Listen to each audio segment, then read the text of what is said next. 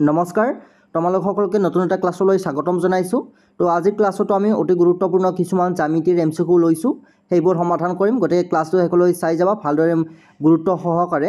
তো তোমালোকে যেহেতু পৰীক্ষালৈ বৰ বেছি টাইম নাই, এতিয়া মাত্ৰ ক্লাছ 10ৰ 9-10ৰ বিশেষকৈ 9-10ৰ এনচিইআৰটি বুকখন চাবা, বিজ্ঞানৰ সেইখন চালে তোমালোকৰ সাফিচিয়েণ্ট আৰু মেথছৰ প্ৰেক্টিছ কৰিবা, আৰু আমিও যিমান পাৰোঁ তোমালোকক হেল্প কৰিম। লগতে ভিডিঅ'টোৰ আৰম্ভণিতে আপোনালোকক আমি এইখন গাইডবুক ৰিকমেণ্ড কৰিব বিচাৰিছোঁ, কিয়নো পৰীক্ষালৈ মাজত মাত্ৰ 45 দিন সময় আছে। গতিকে এই 45 দিন সময় যদি আপোনালোকে ভালদৰে প্ৰিপাৰেশ্যন কৰে, তেতিয়াহ'লে আপোনালোকে নাৰ্ছিঙত চৰকাৰীভাৱে ছিট পোৱাত যথেষ্টখিনি সহায় হ'ব। চ' এইখন গাইডবুকত আপোনালোকে চিলেবাছ অনুসৰি ইংলিছ, ছায়েন্স, মেথমেটিক্স তিনিওটা বিষয়ৰ কুৱেশ্যন এনচাৰ লাভ কৰিব। গতিকে আপোনালোক যিসকলে নাৰ্ছ হোৱাৰ সপোন মনত পুহি ৰাখিছে, গতিকে এণ্ট্ৰেন্স এক্সামত আপোনালোকে খুব ভাল ফল প্ৰদৰ্শন কৰিব লাগিব, তেতিয়াহে আপোনালোকে নাৰ্ছিঙত ছিট লাভ কৰিব চৰকাৰীভাৱে। গতিকে আপোনালোকে এইখন গাইডবুকৰ জৰিয়তে খুব ভালদৰে প্ৰিপাৰেশ্যন কৰিব পাৰিব। এইখন গাইডবুকৰ পৰা যোৱা বৰ্ষত 80%তকৈও অধিক কুৱেশ্যন এনচাৰ কমন আহিছে। গতিকে আপোনালোকে নিৰ্ভয়ে এইখন গাইডবুকৰ পৰা খুব ভালদৰে প্ৰেক্টিছ কৰিব পাৰিব।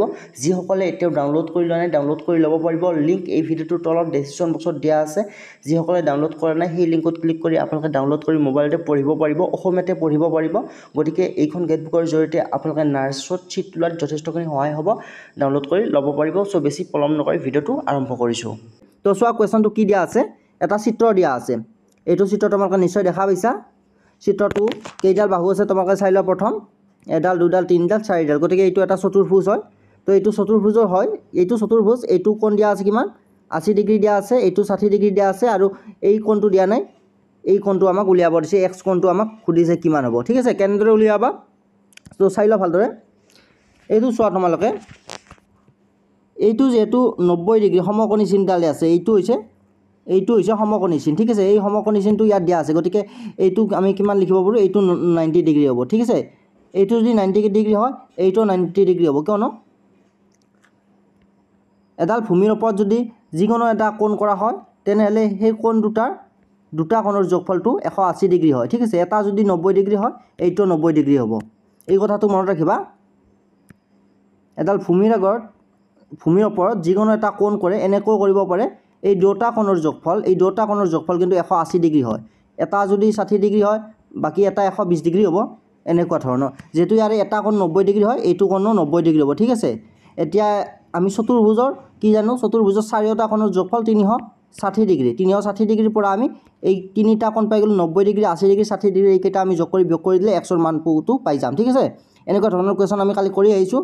তো 90 + 80 + 60 কিমান পাম আমি, 360 বিয়োগ 100 চাবা, 8 কিমান, 8 14, 14 কিমান পালোঁ আমি, 14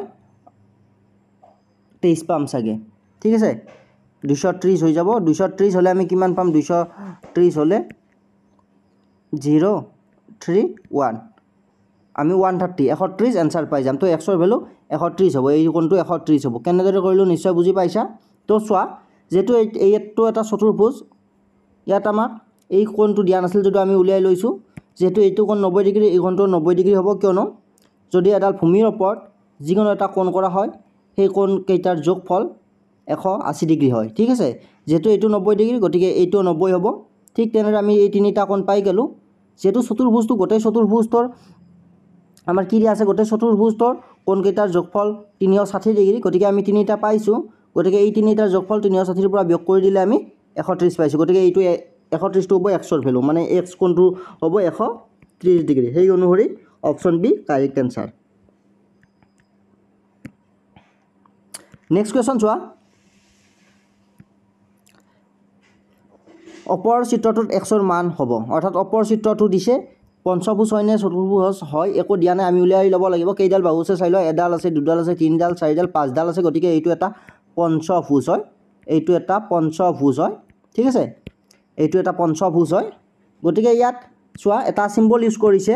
কি চিম্বল ইউজ কৰিছে, সমান চিন ইউজ কৰিছে। মানে গোটেইকেইটা বাহুত সমান চিন দিয়া আছে, মানে গোটেইকেইটা বাহু সমান বুলি কোৱা হৈছে। ঠিক আছে, গোটেইকেইটা বাহু যিহেতু সমান, গোটেইকেইটা কোণো কিন্তু একে হ'ব। তোমালোকে এই কথাটো মনত ৰাখিবা, যদি গোটেইকেইটা কোণ সমান হয়, বাহুকেইডাল সমান হ'ব। যদি বাহু গোটেইকেইডাল সমান দিয়া থাকে, তেনেহ'লে কোণকেইটা কিন্তু সমান হ'ব। এতিয়া আমি কি জানো, পঞ্চভুজ এটাৰ গোটেইকেইটা কোণৰ যোগফল কিমান পাইছোঁ আমি, 540। ঠিক আছে, 540 গোটেইকেইটা কোণৰ যোগফল আমি পঞ্চভুজ এটাৰ পাইছোঁ বা কালি তোমালোকক আমি কৈছোঁ তোমালোকে মনত ৰাখিবা চতুৰ্ভুজ পঞ্চভুজ ষষ্ঠভুজ এটাৰ গোটেইকেইটা কোণৰ যোগফল কিমান যিহেতু পঞ্চভুজ এটাৰ গোটেইকেইটা কোণৰ যোগফল 540 হয় তো ইয়াত আমি কেইটা কোণ পাইছোঁ এটা দুটা তিনিটা চাৰিটা পাঁচটা কোণ পাইছোঁ যেহেতু গোটেইকেইটা কোণ সমান হয় গতিকে আমি 5ৰে হৰণ কৰি দিলে এনসাৰ পাই যাম কিমান পাম এনসাৰ 108 ডিগ্ৰী এনসাৰ পাম তো সেই অনুসৰি অপশ্যন সি কাৰেক্ট এনসাৰ ঠিক আছে নিশ্চয় বুজি পাইছা তো চোৱা ইয়াত যেহেতু চিত্ৰটোত গোটেইকেইটাৰ বাহু সমান বুলি দিয়া আছে গোটেইকেইটা বাহু সমান হ'লে আমাৰ কোণকেইটাও কিন্তু সমান হৈ যাব যেহেতু কোণকেইটা সমান গতিকে এটা চতুৰ্ভুজৰ গোটেইকেইটা কোণ অৰ্থাৎ 5টা কোণ থাকে 5টা কোণৰ যোগফল হৈছে 540 ডিগ্ৰী আমি জানো গতিকে এটা কোণৰ যোগফলটো আমি কেনেদৰে উলিয়াম এইটো x কোণটো যিমান হ'ব এই কোণকেইটা একে হ'ব গতিকে আমি এটা কোণৰ উলিয়ালে x ৰ মানটো পাই যাম গতিকে x ৰ মান উলিয়াবলৈ হ'লে আমি কি কৰিব লাগিব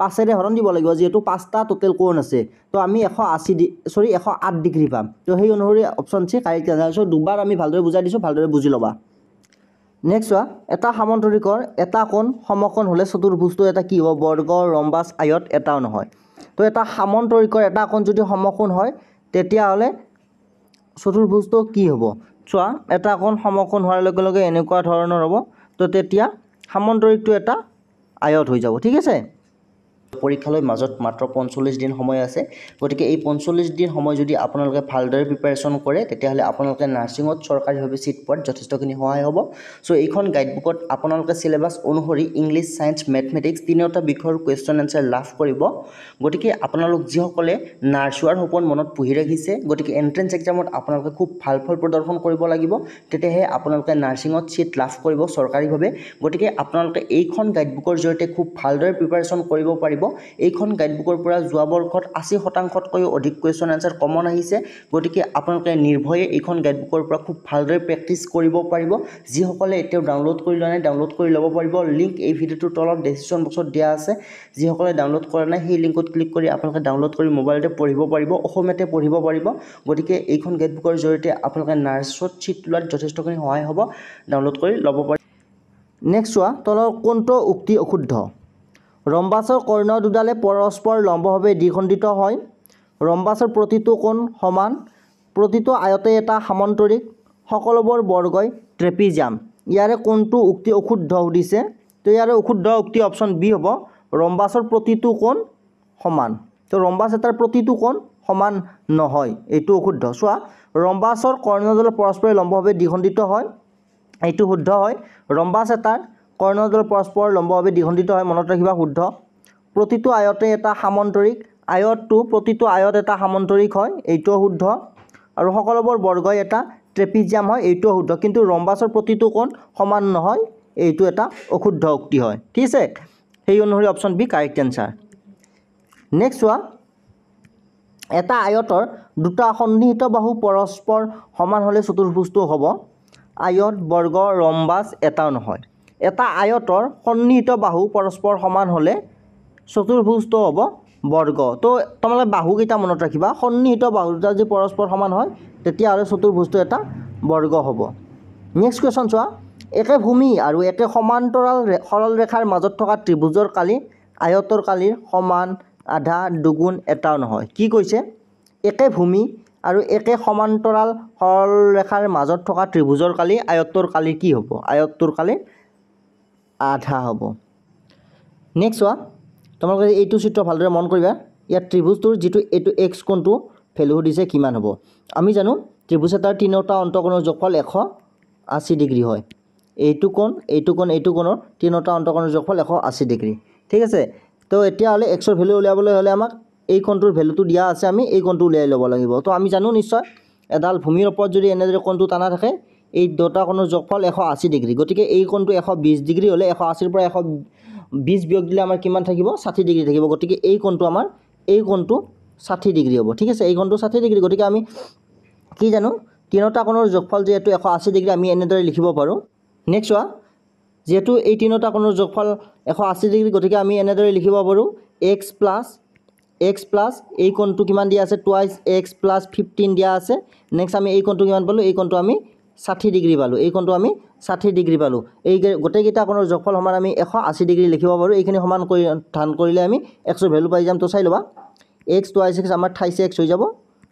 প্লাছ 15 আৰু 60 কিমান পাম আমি 75 পাম 75 180 ডিগ্ৰী ঠিক আছে নেক্সট 28x যদি আমি 175 টো ইফালে লৈ যাও 180 লগত বিয়োগ হ'ব গতিকে আমি কিমান পাম 180 পৰা 75 বিয়োগ কৰিলে আমি কিমান পাম 10 ৰ 5 গেলি 5 105 পাই যাম গতিকে 105 28x ইকুৱেল 105 পাই গলো গতিকে x ৰ ভ্যালু কিমান হ'ব 3 দি 10ক 3 বাৰ যাব 1 হাতেৰ 5 x ৰ ভ্যালু আমি 35 পাই গলো গতিকে এই কোণটো আমাৰ 35 ডিগ্ৰী হ'ব তো সেই অনুসৰি অপচন সি টো কাৰেক্ট আনসাৰ নিশ্চয় তোমালোকে বুজি পাইছা এইখিনি স্ক্ৰিনশ্বট মাৰি লোৱা আৰু বহিত তোমালোকে চিত্ৰ সহকাৰে নিজে লিখি লোৱা তাৰ পিছত তোমালোকে নিশ্চয় বুজি পাবা প্ৰথম চিত্ৰটো বুজি চাবা যেহেতু তিনিটা কোণৰ যোগফল 180 ডিগ্ৰী হয় এই কোণটো আমি এইখিনি তোমালোকে ফাৰ্স্ট স্ক্ৰিনশ্বট মাৰি লোৱা বা বহিত নোট ডাউন কৰি যোৱা তো চোৱা যেহেতু আমাক x ৰ ভ্যালু উলিয়াব লাগে আমি কি জানো ত্ৰিভুজ এটাৰ তিনিটা কোণৰ যোগফল 180 ডিগ্ৰী গতিকে আমাক এই দুটা কোণ আমি প্ৰথম জানি ল'ব লাগিব এইটো কোণ দিয়াই আছে এইটো কোণৰ কোনো ধৰণৰ কথা নাই এইটো কোণ আমি কেনেদৰে উলিয়াম যেহেতু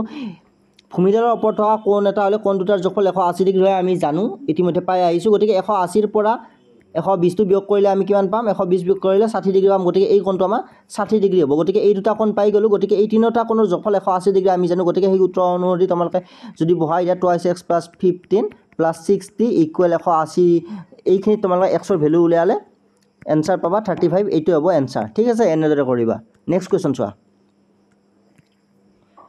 সমান কালি বিশিষ্ট এটা বৃত্ত আৰু এটা বৰ্গৰ ক্ষেত্ৰত অপচন এ দিয়া আছে বৰ্গটোৰ পৰিসীমা বৃত্তটোৰ পৰিসীমাতকৈ ডাঙৰ বৃত্তটোৰ পৰিসীমা বৰ্গটোৰ পৰিসীমাতকৈ ডাঙৰ দুটাৰ পৰিসীমা একে অপৰৰ এটা নহয় তো ইয়াৰ অপচন বি কাৰেক্ট আনসাৰ হ'ব নেক্সট কোৱেশ্চন চোৱা কোনো এটা ত্ৰিভুজৰ উন্নতি তিনিডালৰ যোগফল সদায় ত্ৰিভুজটোৰ কি হয় পৰিসীমাৰ সমান হয় পৰিসীমাতকৈ ডাঙৰ হয় পৰিসীমাতকৈ সৰু হয় পৰিসীমাৰ দুগুণ হয় তো কি কৈছে কোনো এটা ত্ৰিভুজৰ উন্নতি তিনিডালৰ যোগফল সদায় ত্ৰিভুজটোৰ কি হ'ব পৰিসীমাতকৈ সৰু হ'ব এই কথাটো মনত ৰাখিবা উন্নতি তিনিডালৰ যোগফল ত্ৰিভুজ এটাৰ পৰিসীমাতকৈ সৰু হয় ঠিক আছে নেক্সট কোৱেশ্চন চোৱা কোনো এটা ত্ৰিভুজৰ শীৰ্ষকোণৰ সমদ্বিখণ্ডকডালে ভূমিকৈ দ্বিখণ্ডিত কৰিলে ত্ৰিভুজটো কি হ'ব সমবাহু বিষমবাহু সমকোণী সমদ্বিবাহু তো চোৱা যিকোনো এটা ত্ৰিভুজ আঁকি লোৱা এই ত্ৰিভুজটো এ বি সি এটা ত্ৰিভুজ বুলি ধৰি লৈছো ইয়াৰ শীৰ্ষকোণ কোনটো হ'ব ইয়াৰে এ কোণ হ'ব শীৰ্ষকোণ এই শীৰ্ষকোণৰ সমদ্বিখণ্ডকডালে ভূমিকৈ দ্বিখণ্ডিত কৰি আমি ত্ৰিভুজটো কি পাম চোৱা এৰ পৰা এৰ সমদ্বিখণ্ডকডালে যদি ভূমিকৈ দ্বিখণ্ডিত কৰে আমি কি পালো এই কোণটো এটা ও কোণটো ধৰি লৈছো ইয়াৰে ও কোণটো আমি কিমান পালো 90 ডিগ্ৰী পালো গতিকে আমি ত্ৰিভুজটো কি পাই যাম সমকোণী ত্ৰিভুজ পাই যাম অপচন সি কাৰেক্ট আনসাৰ সমকোণী ত্ৰিভুজ হ'ব ইয়াত অপচন ডি দিয়া আছে এটা ভুল দিয়া আছে অপচন সি কাৰেক্ট আনসাৰ সমকোণী ত্ৰিভুজ পাম তো আজিৰ এই ভিডিওটো আমি এইখিনিতে শেষ কৰিছো নিশ্চয় তোমালোকে ভালদৰে পঢ়ি থাকিবা আমি যিমান পাৰো সিমান সহায় কৰিম ধন্যবাদ